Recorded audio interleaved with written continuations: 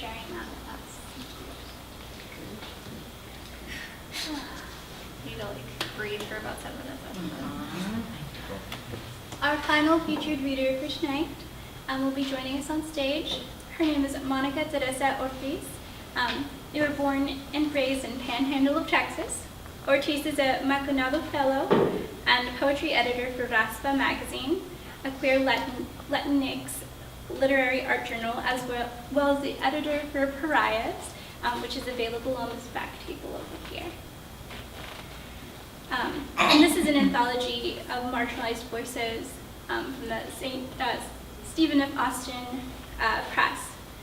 Her favorite ice cream is the Roller Big Cigars, the muscular one, aka the Emperor of Ice Cream.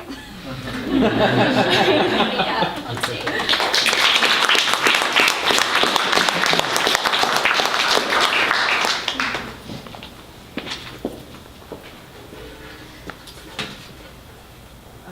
Thank y'all. I'm lactose intolerant, so dairy makes me really sick. So I couldn't even put favorite ice cream on there. I want to thank the organizers of this event. They put together a great bill, and Sequoia, your poem was amazing. So thank you so much for sharing that. I was really nervous. I'm still really nervous. So I'm gonna talk a little bit to get me through where I need to be. It happens often when I read. A few of you I think have come to see me read, and I feel really strongly that you cannot give a poet a platform and expect silence. There's no time for silence, not anymore. And so when I was thinking about what to bring, what to read, it's called the Ice Cream Social, and people are supposed to be wearing ugly sweaters. That was really hard for me because 2016 has felt like a constant wake. It's felt like a never-ending funeral. And I don't want to trickle into despair. That's not what this is about. But these poems that I wanted to share tonight, I call them the post-hope poems. And I'm not talking about, like a hopelessness. I'm talking about like a false hope. We're post-false hope. And I'm hoping that with everything that's happened, people are awake and paying attention. So before I read a few of these things, I just wanted to quickly thank everyone for coming. I'm so appreciative of your presence here tonight. I want to thank especially a couple of people who constantly always come to my stuff. My coworker and friend Ashley in the back is always here at these readings, Kimberly and KT, and someone who always shows up and supports me, which is my partner. And I really have no words to talk about how much she means to me. Thank you for coming. Sorry. Anyway, what was I going to say? Last thing, something about these poems. All of these poems that I'm going to read, I wrote them in Mexico. I'm part of an organization that goes on these delegation trips to the border, and we've been doing this since NAFTA, post-NAFTA.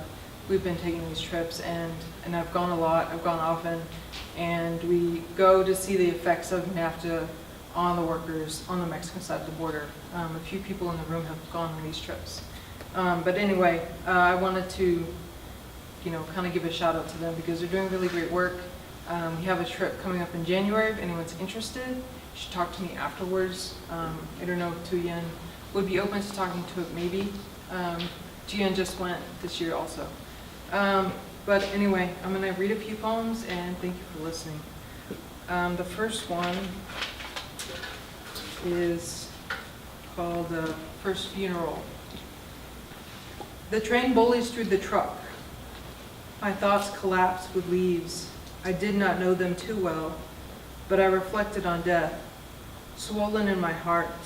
The fall erases summer so quickly anyway. We easily forget how cold it was. Highway 365 owns as many bodies as the cemetery down the street from my house. Even through the stained glass windows of the Methodist Church, I search for their ghost, growing up in the clouds, free in the September sky.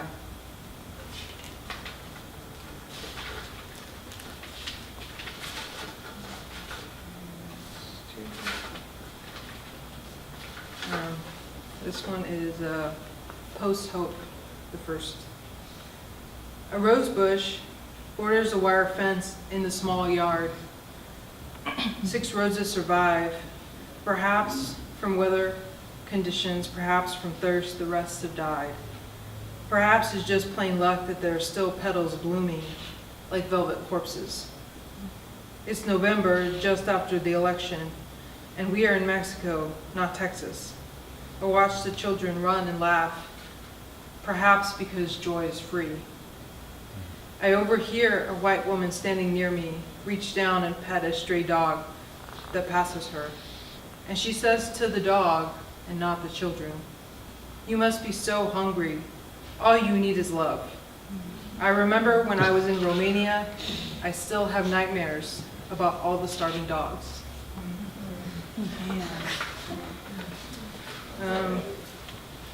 This is Post-Hope Part 2. I left the corpse of my tongue dismembered in the house where my mother now grows old. Her name is Soledad, which translated means solitude. We do not share names, just a genetic memory of loneliness that is encoded into my DNA.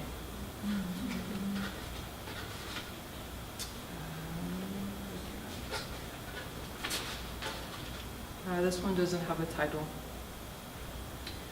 Without you, the house is empty. I have no one to eat, and so you, your ghost, it picks up my scabs instead. Beheading me will not decapitate my words. I will keep speaking, even without a body.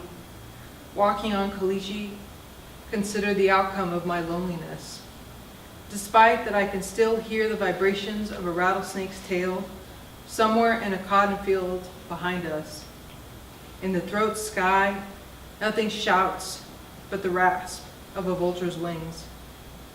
The sun collapses against the coyote's heartbeats and bumps against approaching darkness. We make love as loud as we make silence. And as I stitch my wounds, you undo the sutures, and I cannot rid myself of constant infection. Your fingerprints on my skin resemble gangrene, like a black floodplain thrusting up inside my spleen. The ghost behind me is also beside me and in front of me. I sip from your glass, you took food from my plate, I slept in your ache and you watched me dream.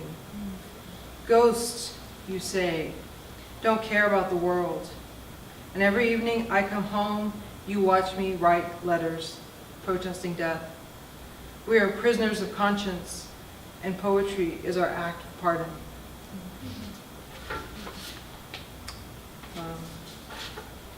This one is called Muted Blood, and it's the name of the book that I'm working on. It's taken from a line of a poem of this poet that I really love his work. His name is Ashraf Fayyad. He's a Palestinian poet that is actually in a Saudi Arabian prison, and I don't know if any of you have heard of his case. He was actually supposed to be executed this year. And he's in prison for hearsay. And all of these writers, these international writers, put together a really huge campaign and put a lot of pressure, into different people. And so his execution was stayed. So he's still in prison, and we don't know anytime soon if they're going to release him. But they didn't kill him. His work just came out. It's been translated by a fantastic poet in New York named Mona Karim, and his book is called Instructions Within. It's incredible. So if you can find it, it just came out like in November, I think. It's amazing. And so I'm really moved by his work. So this poem is inspired by a line from his poem. What follows is a texture of silence. It is an agreement of growing up in the twilight zone. You will have no tongue. You will find cotton on the roadsides, discarded like bodies. You will see the skies, the color of muted blood. You will seek refuge in the handprints of a poet from another world. Even if you seal a poet in a grave, you still bury a bomb. Do poets die like other people? Our words are not attached to our bodies. Beasts can't even lick up our blood. There is no guarantee that God will forgive us for all that we have promised. The poet is alone in his cell, and I am alone with all of these ghosts.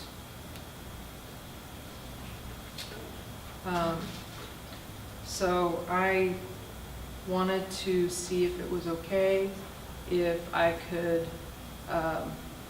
end this with by donating my time to a friend who's visiting out of town and didn't manage to sign up for the open mic. So is that okay? She's visiting from Boston, and I felt like, you know what? This is a great way to end this night because this night has been amazing. Thank you so much. My friend is going to come up here. Her name is Kamena, and if she will make her way.